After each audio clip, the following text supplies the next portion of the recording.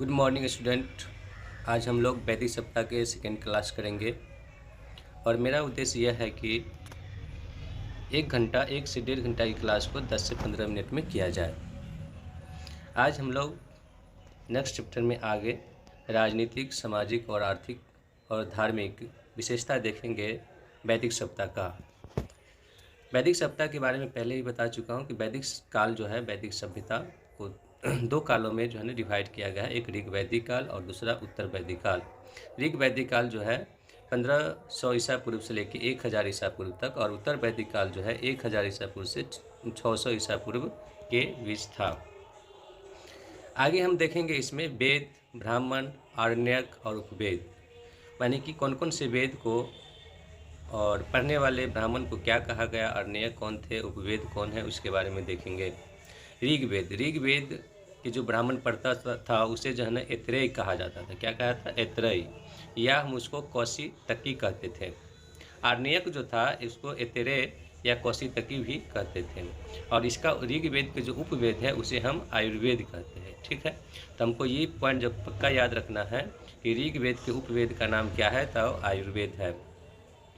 इसके बाद जो है शुल्क यजुर्वेद, माने यजुर्वेद को दो पार्ट में बांट दिया गया। एक शुक्ल यजुर्वेद है और दूसरा है कृष्ण यजुर्वेद। तो शुक्ल यजुर्वेद जो है इसको पढ़ने वाले ब्राह्मण को जो है ना शतपथ कहा जाता था।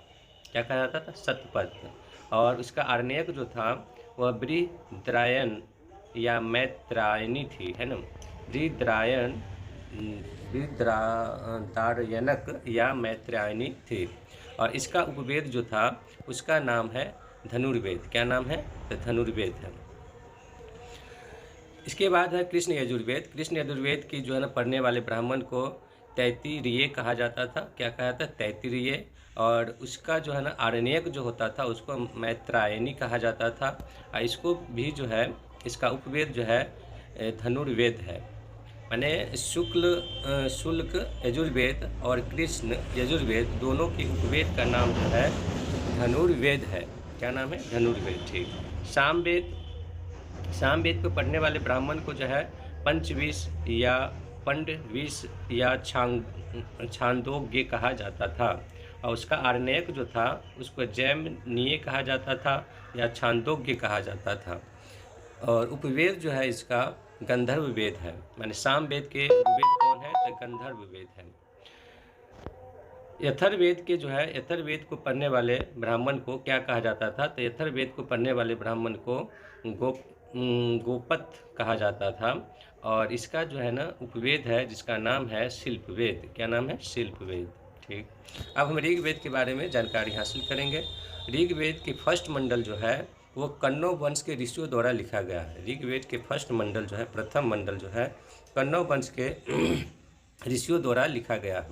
इसके बाद जो है ना सेकेंड वेद जो है ये गृहस्थमी भार्गव द्वारा जो है ना लिखा गया है।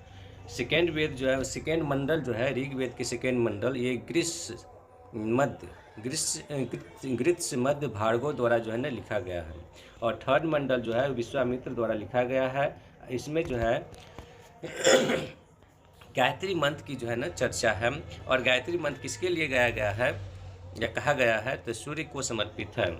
इसके बाद जो है ना चौथा मंडल जो है ये वामदेव से संबंधित है। इसमें जो है ना कृषि की चर्चा की गई है। पंचम मंडल जो है यह यत्री से संबंधित है, माने यत्री ने इसे लिखा था। और सिक्स मंडल जो है इसे भारद्वाज द्वारा लिखा गया था। और सेवेंथ मंडल जो है इसे जो है ना वशिष्ठ द्वारा लिखा गया है।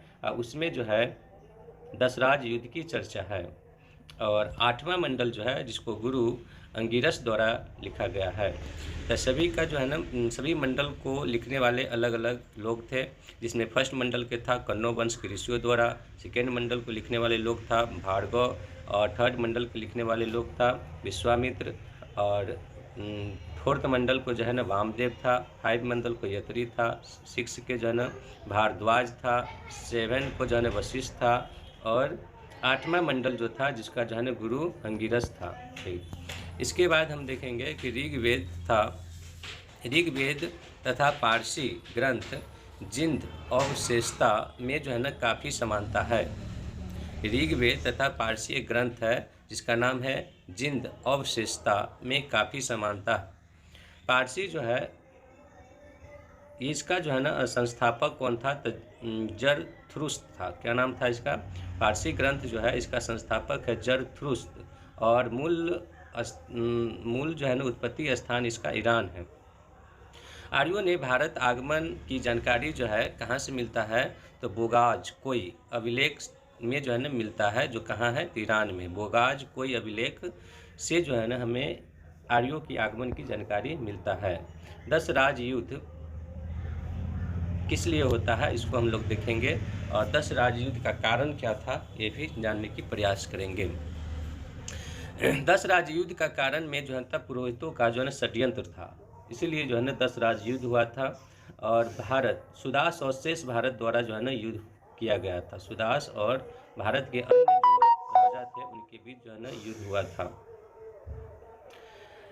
सुदास के जो है ना पुरोहित था विश्वामित्र को जो है ना हटाकर वशिष्ठ को बनाया गया। सुदास ने क्या किया कि विश्वामित्र उसका पुरोहित था जिसे हटा दिया गया और वशिष्ठ को बना दिया, जिसकी वजह से जो है ना विश्वामित्र जो है इसका बदला लेने के लिए ये 10 जनसंघ माने आर्य और आर्यन को इकट्ठा करता है और उसका लीड करता है विश्वामित्र, और वह सुदास के विरुद्ध जो है ना युद्ध करता है। लेकिन फिर भी जो है ना ये युद्ध में हार जाते हैं और सुदास की जीत होता है। ये जो है ना युद्ध कहाँ लड़ा गया था? तो रावी नदी के तट पर लड़ा गया था और बाद में जो है ना सुदास का जो है ना जो पुरोहित बनता है वो वशिष्ठ को बनाया जाता है बाद में चल के आगे। ठीक है। 9th मंडल में जो है ना सभी 144 सूक्त सोमदेव को समर्पित है। 9th मंडल में 144 सूक्त जो है ना सभी जो है ना सोम मंडल को समर्पित है। ठीक, आगे हम लोग देखेंगे 10वां मंडल में जो है ना नदी सूक्त अर्थात नदी मंत्र की जो है ना लगभग 99 नदियाँ के बारे में चर्चा है। और पुरुष सूक्त जो है ना ये जो है ना वर्ण व्यवस्था को वर्णन करता है कि वर्ण कितने थे।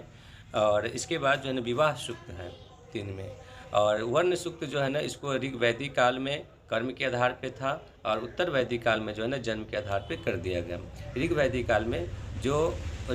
काल में जो जैसा कर्म करेगा उस प्रकार से उसकी जाति हो जाती थी, जबकि उत्तर वैदिक काल में क्या किया गया, इसे फिक्स कर दिया है कि नहीं, अब तुम जिस कुल में जन्म लेगा उसी कुल की जाति में हमेशा रहेगा। ठीक है, इसको देखें और अपना नोट्स बनाएं और लाइक, सब्सक्राइब और कमेंट भी करें। जो है वर्ण व्यवस्था जो था रंग के आधार पे था। जो गहरा लाल रंग के थे वो जो है ना उसका कहना था कि हम ब्राह्मण के जो है ना मुख से पैदा लिए हैं, और वो जो है ना धार्मिक अनुष्ठान जो है ना कराता था। जितना भी प्रकार के धार्मिक अनुष्ठान हुआ वो कराने का काम कौन था? तो ब्राह्मण के काम था। और ब्राह्मण का कहना था कि मैं जो है ना ब्रह्मा के मुंह से पैदा लिया हूँ, और उसकी जो था कलर जो ना था गहरा लाल करके था। इसके बाद जो है ना भुजा, ब्रह्मा की जो है ना भुजा से क्षत्रिय का जन्म होता है ऐसा कहा जाता है, और उसका काम था शासक एवं रक्षक करना। शासन एवं रक्षक का काम था। पीला जो होता था पीला उसका जन्म जो है ना ब्रह्मा के जांघ से होता है, और इसका काम था कृषि एवं व्यापार करना। और काला जो लोग था, काला कलर से उसको संकेत किया जाता था जो ब्रह्मा के पैर से पैदा लिया है, और उसका काम था सिर्फ सेवा करना।